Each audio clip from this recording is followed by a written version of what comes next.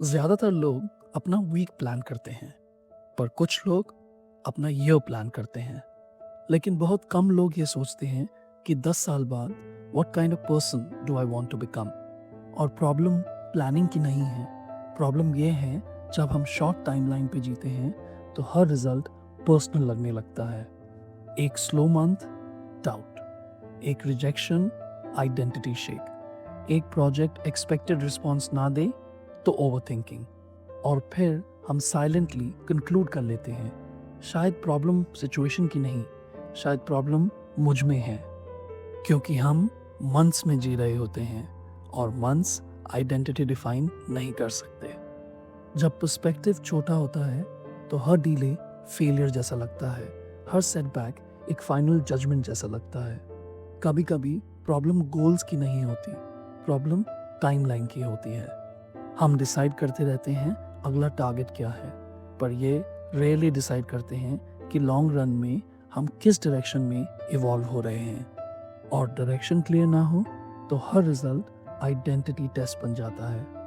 और अगर direction clear हो जाए तो टारगेट्स उतने हैवी नहीं लगते, क्योंकि फिर बात सिर्फ अचीव करने की नहीं रहती, बात इवॉल्व होने की हो जाती है।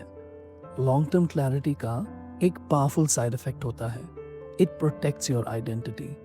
अगर हम लॉन्ग टर्म सोच रहे हैं तो एक रिजेक्शन परमानेंट लेबल नहीं बन सकती, एक स्लो फेज प्रूफ नहीं बन सकता that we are not enough. Long term thinking patience देती है, और पेशेंस का मतलब स्लो होना नहीं होता।